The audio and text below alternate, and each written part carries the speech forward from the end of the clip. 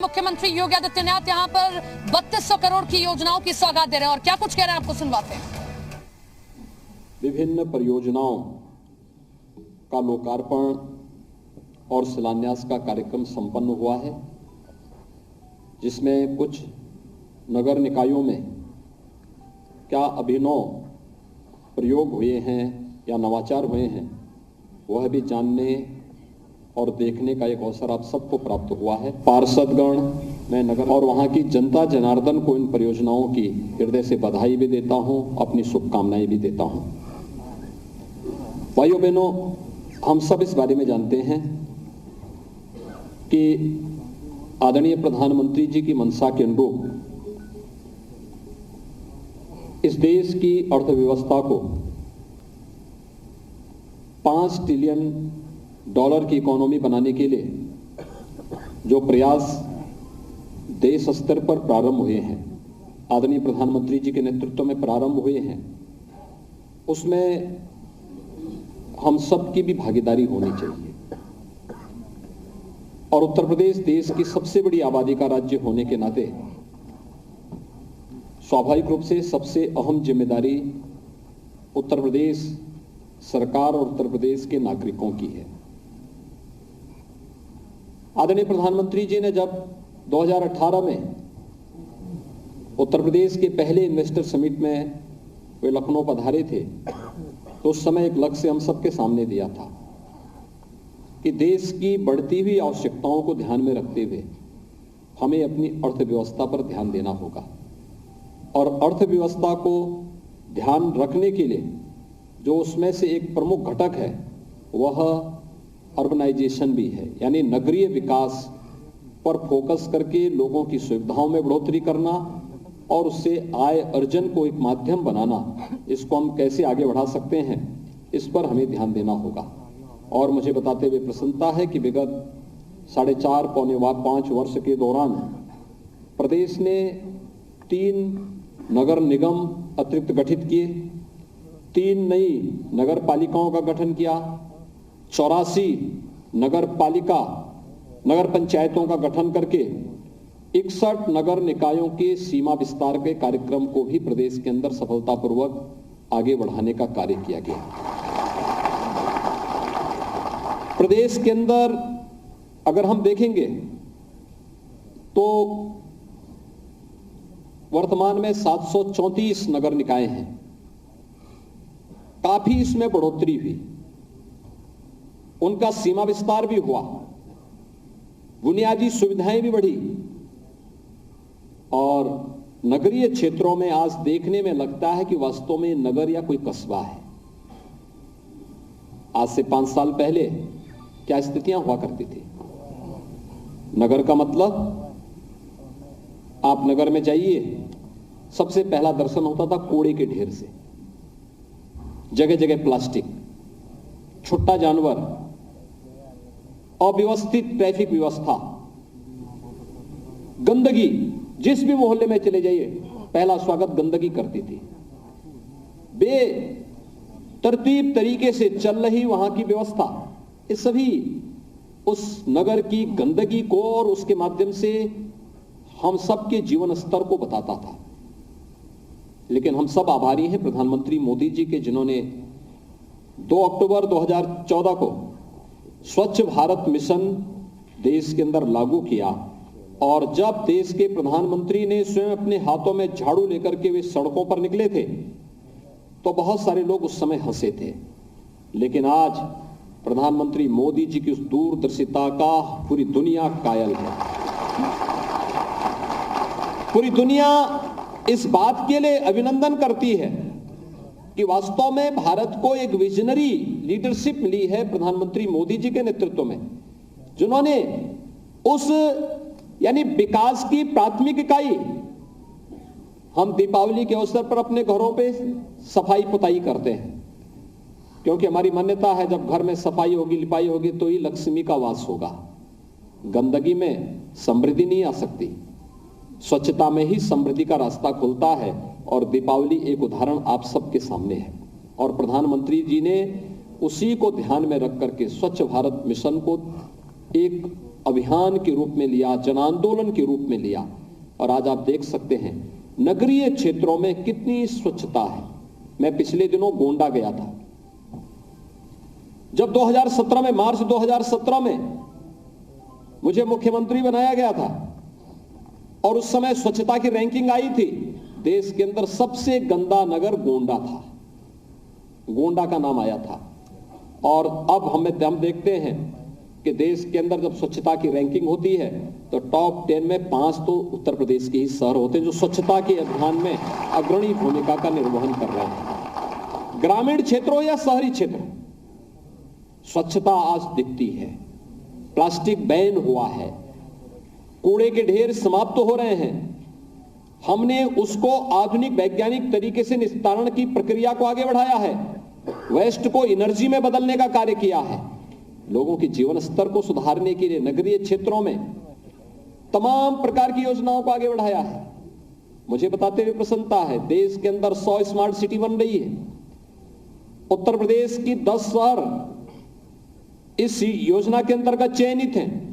7 नगर निगम बचे थे। इन 7 नगर निगमों को उत्तर प्रदेश का नगर विकास विभाग स्मार्ट सिटी मिशन के साथ स्वयं अपने खर्चे पर कन्वर्जेंस के माध्यम से उनको भी स्मार्ट सिटी मिशन के अंतर्गत आगे बढ़ाने का कार्य कर रहा है। और इसीलिए उत्तर प्रदेश को कन्वर्जेंस में सबसे अच्छा कार्य करने के नाते स्मार्ट सिटी मिशन में देश का नंबर 1 स्थान के रूप में उसे सम्मानित किया गया है। यानी यह सम्मान मेरा या विभाग के मंत्री का नहीं है, यह प्रदेश के सभी महापौर का, चेयरमैन का, पार्षदों का और उन नगरीय क्षेत्रों में रहने वाली उस जनता जनार्दन का है जो इस पूरे अभियान के साथ जुड़ करके लोगों के जीवन स्तर को अच्छा करने में योगदान दे रहे हैं, जिसके कारण प्रदेश की रैंकिंग में सुधार हुआ, प्रदेश को उसमें अग्रणी स्थान प्राप्त हुआ। आईटीएमएस के अंतर्गत कितना बड़ा कार्य होता है।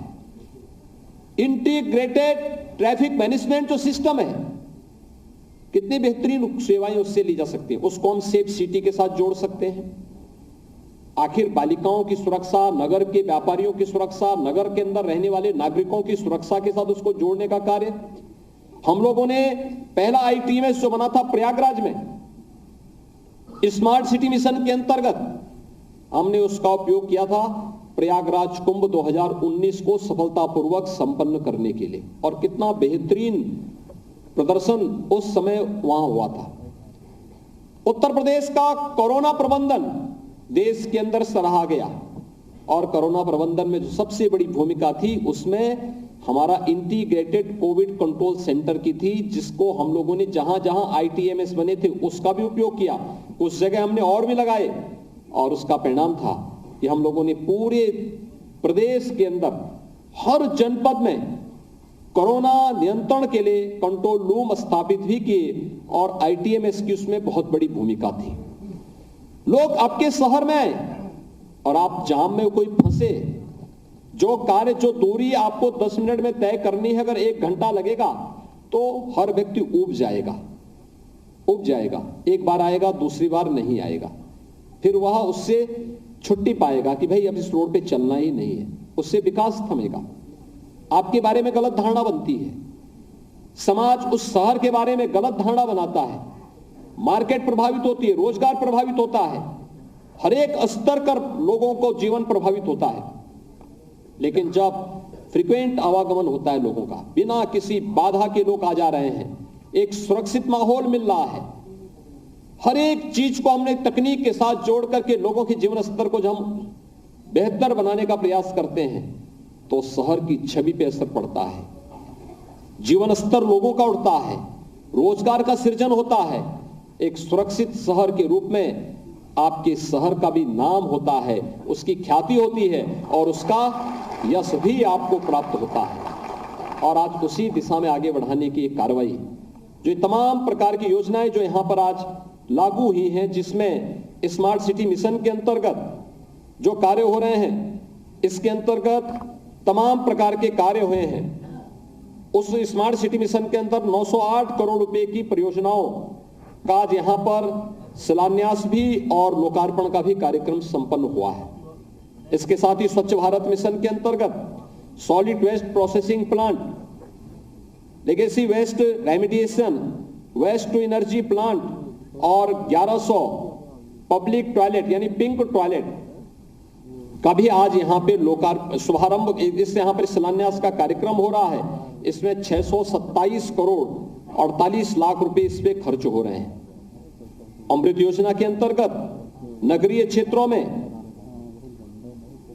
जो योजनाएं चल रही हैं, इसमें से 926 करोड़ रुपए की योजनाएं, जिसमें पेयजल की भी है, सीवर लाइन का भी है और अन्य योजनाएं हैं, इन कार्यों का आज यहां पर लोकार्पण भी हो रहा है और शिलान्यास का कार्यक्रम भी संपन्न हो रहा है। नगर निगम अयोध्या, मथुरा, वृंदावन, गाजियाबाद के भवनों का लोकार्पण भी है और शिलान्यास का कार्यक्रम भी हो रहा है। यहां पर 699 करोड़ रुपए की लागत से ये परियोजना यहां पर लागू हो रही है। विभिन्न स्थानीय निकायों को फ्री वाईफाई की सुविधा उपलब्ध कराने के लिए आज यहां पर लोकार्पण का कार्यक्रम, शिलान्यास का कार्यक्रम हो रहा है, जिसपे 10 करोड़ 71 लाख रुपए खर्च होंगे और इस कार्यक्रम का भी आज शुभारंभ हो रहा है।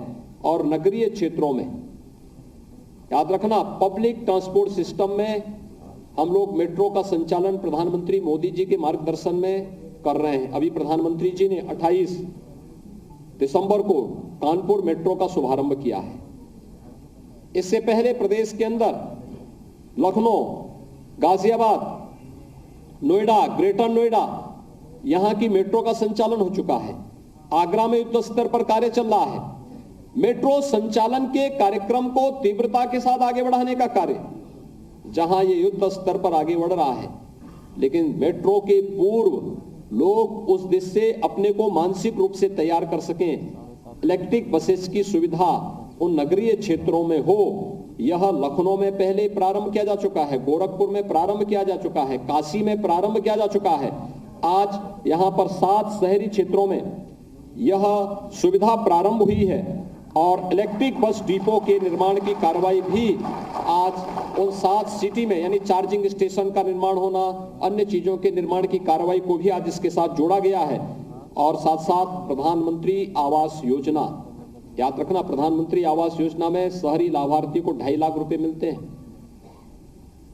जिस गरीब के पास अपना मकान है, कितने सरल, यानी कितने नियम भी कितने सरल कि 3 लाख से कम आय वर्ग के कोई भी व्यक्ति, अगर उसके पास पुराना जर्जर घर है, आय का कोई साधन नहीं, उसको भी आप 2.5 लाख रुपए से उस मकान के बनाने में, योगदान देने में, अपना प्रधानमंत्री आवास योजना उसमें भी सहायक हो सकती है। किसी के पास जमीन है, मकान के लिए पैसा नहीं, वह भी इसके साथ जुड़ सकता है। और कितना बड़ा कार्य हुआ है, लाखों लोगों को के जीवन स्तर को उठाने में इससे मदद मिली। 18 लाख से अधिक लोगों को ये सुविधा अभी तक प्रदेश के अंदर प्राप्त हो चुकी है। कोई सोचता था 18 लाख का मतलब आप जान समझ सकते हैं कि लगभग 1 करोड़ लोग सीधे सीधे इससे लाभान्वित हो रहे हैं। मुझे याद है, मैं जब अयोध्या में गया था 2 वर्ष पहले, अनुसूचित जाति के एक परिवार ने मुझे वहां अयोध्या में बुलाया था और मैं वहां गया था। मैंने देखा कि मैं तो ऐसे ही मानता था, मेरा अयोध्या का कार्यक्रम था, मैं अयोध्या में गया था उस परिवार के पास, और जैसे मैं गया तो पूरे परिवार के साथ आरती की थाली लेके खड़ा था। मैंने कहा भाई ये क्या? उसने कहा साहब आप हमारे घर में आए हैं। मैंने कहा मैं आपके घर में आया हूं, लेकिन आरती की थाली क्यों है? उन्होंने कहा मकान आपने दिया है। मैंने कहा मैंने कहां से दे दिया? कहा साहब प्रधानमंत्री आवास योजना में मेरा चयन हुआ है, बिना किसी लेन देन के, बिना किसी सिफारिश के। मेरे पास नगर निगम के लोग आए, उन्होंने कहा ये आपको प्रधानमंत्री आवास आपका स्वीकृत तो हुआ है। मुझे पैसा मिला, मैंने मकान बना लिया। एक योजना कैसे जीवन में परिवर्तन ला सकती है? तो मैंने कहा इससे तो सभी लोगों, बहुत सारे लोगों को मकान दिया। उसने कहा साहब देखिए मेरे पास मकान बनाने की सामर्थ्य इसलिए नहीं थी क्योंकि मेरे 4 बच्चे थे, 3 लड़कियां थी, 1 लड़का है। दोनों लड़की बड़ी थी, जवान थी, उनकी शादी मुझे करनी थी। मैं राजमिस्त्री का काम करता था, जो कमाता था परिवार के भरण पोषण में खर्च करता था, और चिंता होती थी कि लड़की थोड़ी बड़ी होंगी तो इनकी शादी करूंगा। मकान नहीं बनाता था, झोपड़ी में रहता था। झोपड़ी में रहकर के अपनी पुत्रियों की शादी करवाया, और जब दोनों पुत्रियों की शादी कर दिया तो लड़का तब तक बड़ा हो गया, उसको इंटरमीडिएट पास करवाया, 12वीं पास करवाने के बाद अब ये हुआ कि मेरे साथ एक काम धंधे में हाथ बटाए, इसके लिए जब व्यवस्था कर रहा था तब मेरे मन में आया कि भाई कल इसकी शादी होगी, घर में बहू आएगी तो मकान होना चाहिए। किसी प्रकार से मेहनत करके थोड़ा थोड़ा पूंजी बचा के 1 लाख रुपए इकट्ठा कर पाया था, लेकिन 1 लाख में मकान तो नहीं बनता है क्योंकि मैं स्वयं राजमिस्त्री हूं। लेकिन मेरा चयन हुआ, 2.5 लाख में मैंने छोटे छोटे 4 कमरे बना दिए। मुझे प्रधानमंत्री आवास योजना में मकान मिला, जनधन योजना में मोदी जी ने पहले अकाउंट खाता खुलवा दिया था, मुझे रसोई गैस का कनेक्शन मिला, मकान बनने पे फ्री में बिजली का कनेक्शन मिल गया, और 2.5 लाख रुपए मिलने पे मकान जब मैं बना दिया तो 1 लाख रुपए मेरे पास बचा था। तो मैंने उस पैसे का उपयोग किया कि अपने लड़के के लिए एक ई रिक्शा खरीद लिया। ई रिक्शा से प्रतिदिन 1,000 रुपये मेरा लड़का कमाता है, 30,000 रुपये की अतिरिक्त आय मेरे परिवार में हो गई, और अब मैं निश्चिंत हूं, कार्य मिले या न मिले लेकिन मेरा परिवार खुशहाल है। और ये इसलिए हो पाया है क्योंकि मुझे प्रधानमंत्री आवास मिला, इसलिए मेरा परिवार, अपने दोनों पुत्रियों को ही बुलाया था वह जिनकी शादी कर चुका था। कितना जीवन में परिवर्तन, एक एक योजना कैसे हर एक व्यक्ति के जीवन में परिवर्तन का कारक बन सकता है। मुझे लगता है ये उन 18 लाख परिवारों की जीवन में आए हुए परिवर्तन का एक कारक बनेगा जिन्हें प्रधानमंत्री आवास योजना में नगरीय क्षेत्र में आवास मिले हैं। और भाइयों बहनों, ग्रामीण क्षेत्र और नगरीय क्षेत्रों को अगर हम देखेंगे, प्रदेश के अंदर हमने विगत 4.5 वर्ष, 4.5 वर्ष के दौरान 43 लाख लोगों को एक एक आवास उपलब्ध करवाया है। 43 लाख परिवारों को एक एक आवास। ये प्रधानमंत्री मोदी जी के उस विजन का परिणाम है जो बिना भेदभाव के योजनाओं का लाभ हर गरीब को उपलब्ध करवाना है। योजना में कोई भेदभाव नहीं, सबका साथ सबका विकास, और सबके साथ सबका विकास की भावना के साथ हर एक को बिजली का कनेक्शन, हर एक को रसोई गैस का कनेक्शन, हर एक का बैंक में खाता हो, हर एक जिसके बाद राशन कार्ड है उसको अन्न की योजना के साथ जोड़ना, हर एक को आयुष्मान भारत की योजना के साथ जोड़ना। जहां एक और एक कार्य हो रहा है, गरीब के उत्थान, उनके अभ्युदय का कार्य हो रहा है, वहीं दूसरी ओर नगरीय क्षेत्रों का जीवन भी बुनियादी सुविधाओं से आच्छादित हो। हर घर नल की योजना अमृत योजना के अंतर्गत हो रही है, सीवर लाइन बिछाने का कार्य हो रहा है, वहां पर एसटीपी का निर्माण हो रहा है, सॉलिड वेस्ट मैनेजमेंट के माध्यम से नगरीय कूड़े के ढेर का निस्तारण करके उससे ऊर्जा बनाने का काम हो रहा है, और जो वेस्ट बचेगा उससे कंपोस्ट बना करके खेतों में या सब्जी उत्पादन में या किचन जो हम लोग अपना गार्डन बनाते हैं उसमें भी उस खाद का उपयोग कर सकते हैं। बहुत सारी सुविधाओं का उपयोग हो सकता है, इच्छा शक्ति होनी चाहिए। और अरे तो अभी तो योगी जी बोल रहे हैं